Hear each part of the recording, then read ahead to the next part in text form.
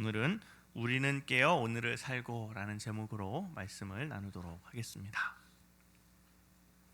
우리가 살아가면서 꼭 필요한 것들이 이제 몇 가지 있죠. 여러 가지 것들을 우리가 생각할 수 있겠는데요. 그 중에서도 특히 이제 어떤 어려움 가운데 있을 때 그런 어려움을 이기고 여전히 우리 삶에 의미를 가지고서 살아가기 위해서 꼭 필요한 것은 바로 소망입니다. 이제 소망이 없이 우리가 삶을 살아간다라고 하면 사실은 약간만 힘들어져도 내가 왜 이 삶을 살아야 하나 하고 삶의 회의감을 느끼기가 굉장히 쉽죠. 그러니까 이제 우리가 사람들이 왜 삶을 포기하는 사람들을 이렇게 잘 살펴보면 그들의 삶이 그냥 삶 자체가 어려워서 삶을 포기하는 사람은 거의 없습니다. 그러니까 그렇게 어려움을 내가 감수하고서라도 어떤 살아갈 의미가 있고 또 그런 모든 어려움을 내가 상쇄하고도 남음이 있는 정도의 소망을 가지고 있다라고 하면 오히려 어려움이 있다고 하더라도 그의 삶이 굉장히 행복할 수도 있고 굉장히 활력이 있을 수도 있는데, 사실 이제 어려움이 별로 없는 삶이라 하더라도 그 마음속에 별로 소망이 없다라고 하면 사는 게 참 일단은 재미가 없을 거고요. 또 내가 삶을 계속 지속해야 할 의미를 찾지 못해서 오히려 그것 때문에 더 이제 힘든 이런 이제 삶을 살 수밖에 없을 것입니다. 이것은 그냥 모든 사람들이 다 사실 공유하는 원리이기도 하고요. 또 특히 이제 오늘 이제 본문 우리 데살로니가 전서 읽고 있는데요.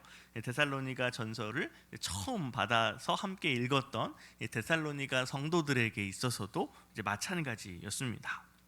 그들은 이제 사도 바울의 전도를 이제 계기로 해서 예수님을 믿게 되고 또 이제 새로 교회를 세우게 됐는데, 이들이 이제 예수님을 믿고 나서 이제 우리가 사도행전에서도 잘 볼 수가 있는 것처럼 사도 바울이 데살로니가에서 복음을 전하니까 많은 이들이 예수님을 믿고 돌아오기도 했지만 또 이제 사도 바울을 박해하는 일에도 그 다른 또 예수님을 싫어하는 사람들이 굉장히 열심히 있었던 곳이 바로 이 데살로니가 지역입니다. 따라서 데살로니가에서 예수님을 믿은 성도들도 사도 바울이 사실 그 일로 인해서 데살로니가에 오래 있지를 못하고 이제 그곳을 이제 탈출하게 되는데, 그곳에 남아있던 이 데살로니가 성도들도 이제 예수를 믿은 이후에 여러 가지 어려움들 또 박해에 이제 직면을 하게 되고요. 또 그들에 대해서 이제 왜 그럼에도 불구하고 예수님을 믿는 신앙을 지켜야 하느냐, 이것이 왜 의미 있고 소망이 있냐 하는 것을 이제 이야기하면서 그들을 격려하는 것이 바로 이제 전체 데살로니가 전서의 기록 목적이라고 할 수가 있죠. 그래서 특히 오늘 본문에서는 그들의 소망을 장차 다시 오실 예수님이 하실 일들을 들어서 이제 설명하는 내용이 이제 오늘 본문에 잘 드러나고 있습니다. 이것은 예수님을 믿는 모든 저와 여러분을 포함한 예수님을 믿는 모든 사람들에게 정말 삶을 아주 가치 있게 하고 삶을 의미 있게 하는 아주 중요한 소망의 근거가 되기 때문이죠. 우리가 이제 예수님이 이제 이 땅에 한번 오셨고 다시 이제 그분이 오실 것이다라고 하는 것을 우리가 다 믿고 있죠. 근데 우리와 마찬가지로 이 당시에 데살로니가 성도들도 예수님께서 다시 오실 것이다라고 하는 믿음이 있었습니다. 하지만 오늘날 우리는 예수님이 이제 곧 오신다고 말은 하지만 그래도 이미 지금 예수님이 승천하시고 나서도 한 2000년 정도 흘렀잖아요. 그러니까 이제 올라가시자마자 바로 내려오지는 않으실 것이다라는 것을 이미 역사적으로 이제 알고 있죠. 그리고 이제 교회가 이제 주님이 바로 오시지를 않으니 그럼 이 땅에서 우리가 뭘 해야겠는가라고 할 때 땅 끝까지 복음이 선포돼야 주님이 오신다. 그러니까 이제 열심히 한 2000년에 걸쳐서 열심히 온 땅에 복음을 전하기 위해 힘썼죠. 하지만 이 데살로니가 전서는 바울 서신 중에서도 상당히 이른 시기에 기록된 이제 말씀이고, 이 당시에는 이제 예수님이 올라가셨지만 조금만 있으면 다시 오실 것이다. 우리가 죽기 전에 다시 오실 것이다. 이렇게 생각하는 사람들이 이제 많이 있었습니다. 물론 그들이 예수님의 가르침이기도 하고 또 사도들의 가르침이기도 한 것처럼 부활에 대한 믿음이 없는 것은 아니었죠.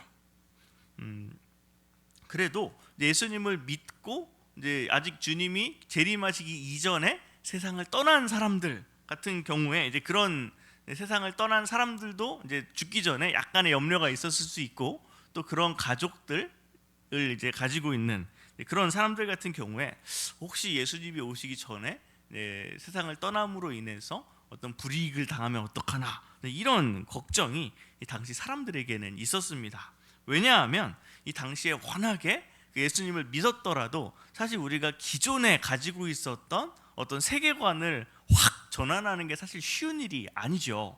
근데 이 당시에 이 뭐 그리스 또 이 로마 이쪽 지역에 살고 있었던 사람들이 이제 사실 여러 이제 그 내세관을 가지고 있었는데, 그 중에 죽고 나면 아무것도 없어, 우린 그냥 소멸이야, 이렇게 이제 주장하던 또 그 사람들이 있었고, 뭐 저승이 있기는 있지만 사실상 우리가 어떤 의미를 가지고서 거기서 그냥 존재만 하는 거지, 뭐 거기서 어떤 뭐 삶의 뭐 행복이라든가 평안이라든가 이런 걸 누릴 수 있는 곳은 아니야, 이렇게 주장하는 사람들도 있었고, 어쨌든 다양한 내세관이 있기는 했지만 공통적으로는 죽음 이후에는 사실 그렇게 의미 있는 어떤 일들이 있지는 않을 것이다, 사실상 뭐 소멸이라고 생각하는 사람들도 많이 있었던 거죠. 그러니까 이제 내가 예수는 믿고 내가 주님을 따라서 부활한다는 것에 대한 믿음이 뭐 아예 없는 것은 아니지만, 그래도 왠지 마음속에 그래도 웬만하면 우리가 좀 죽음을 보지 않고 주님이 오시면 그럼 좀 더 확실하게 우리가 정말 주님 안에서 변화되고 뭐 부활하고 회복하고 뭐 이런 소망들을 가질 수 있겠다, 그러니까 이런 이제 마음들을 그들이 가지고 이제 있었다는 것이죠. 하지만 사도 바울은 이제 오늘 본문 이제 4장 13절에서 이렇게 이야기하고 있습니다. 형제들아, 자는 자들에 관하여는 너희가 알지 못함을 우리가 원하지 아니하노니, 이는 소망 없는 다른 이들 이와 같이 슬퍼하지 않게 하려 함이라라고 말씀을 합니다. 그러니까 우리 형제들 가운데 먼저 세상을 떠난 이들로 인해서 우리가 슬퍼할 필요가 전혀 없다. 하나님께서 그들을 위해서도 이미 분명한 뜻을 가지고 계시고 그것을 반드시 이루실 것이다 라고 하는 것을 증거했다는 것이죠. 그러면서 장차 예수님이, 그럼 너희가 그렇게 궁금해하는 대로 장차 예수님이 다시 오셔서 어떤 일들이 일어나게 될 것이냐, 이거를 이제 자세하게 설명을 하고 있죠. 먼저 14절에 또 보시게 되면 예수님이 오실 때 이제 혼자 오시는 게 아니라 그분을 믿고 그분 안에서 세상을 떠난 자들도 함께 올 것이다, 이렇게 말씀하고 있고요. 또 15절에서 이제 좀 더 명확하게 쐐기를 박는 거죠.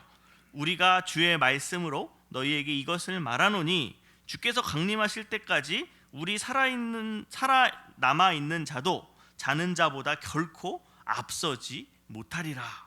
그러니 당시에 살아있는 예수님이 이제 다시 오실 때에 당장에 살아있느냐 죽었느냐 하는 것이 아무런 차이가 없을 것이다. 어떻게 그렇게 될 것이냐? 하나님께서 이 신앙 안에서, 예수님에 대한 믿음 안에서 세상을 떠난 이들과 이제 다시 이제 예수님 오실 때 이제 그들이 부활을 하게 돼서 부활의 몸이 이제 살아난다는 거죠. 그냥 영혼만 있는 것이 아니라 육을 입고 부활할 것이다. 육을 입고 부활한다 그러면 이 땅에 살아있는 자들과 차이가 없는 거죠. 그러니까 그들이 이제 온전한 정말 육과 영을 다 가지고서 다시 오실 주님을 함께 영접하게 된다라는 것이 이제 말씀에서 이제 사도 바울이 이제 증언하는 바입니다. 그러면서 16절에서 18절 말씀을 보게 되면 이제 그날에 있을 장면을 좀 더 자세하게 묘사하는 그런 부분이 나오게 되는데요. 살아있는 자나 죽은 자가 전혀 구분이 없이 함께 공중에서 주를 영접한다, 이렇게 이야기하고 있습니다. 그러니까 이것 때문에 우리 왜 한국 교회에서 예전에 막 그런 거 많이 이제 이야기들이 나왔어요. 무슨 뭐 휴거가 있다더라. 그래서 다 이제 예수 믿는 사람들이 어느 날 갑자기 다 하늘을 올라가가지고 거기서 뭐 주님을 만난다더라. 뭐 이런 이야기들이 사실 있는데, 이제 어쨌든 성경에 있는 얘기니까 이게 이제 어떤 의미냐 하는 걸 우리가 이해할 필요가 있겠죠. 이것은 예수님이 장차 오시게 될 때에 성도들이 모두 하나가 되어서 함께 주님을 영접한다, 주님을 맞이한다, 이런 뜻입니다. 그러니까 우리 왜 귀한 손님이 오면 그냥 가만히 내 집에 앉아서 맞이하지 않죠. 문 밖에라도 나가서 이제 그 손님을 영접을 하는 것처럼, 이때에 정말 주님이 오실 때에 우리 온 성도가 함께 그분을 맞이하고 영접하는 모습을 이와 같이 이제 표현을 했다는 것이죠. 그래서 이렇게 우리가 그분을 영접하고 그분과 함께하는 일에 있어서 정말 하나가 되고 또 그분과 함께 영원히 살게 될 것이다라고 하는 것이, 우리가 이제 정말 예수님을 믿을 때에 아무리 고난이 있고 어려움이 있더라도 우리가 늘 우리 가지게 되는 또 소망의 근거가 되는 것입니다. 그래서 18절에 보시게 되면, 그러므로 이러한 말로 서로 위로하라라고 이제 그들에게 주님의 위로를 전하고 있는 모습을 이제 볼 수가 있습니다. 참 이렇게 보면 예수님의 재림, 뭐 세상 끝날 이런 것, 우리 이제 얼마 전에 또 요한계시록도 같이 이 매일 성경을 통해서 묵상을 했는데요.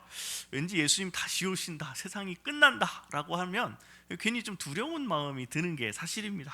하지만 이것이 예수님을 알지 못하는 이들에게는 있을 막연한 두려움이지만, 우리에게는 정말로 기대되고 정말로 이 삶을 의미 있게 하는 소망이라는 것을 본문이 분명히 이야기하고 있습니다.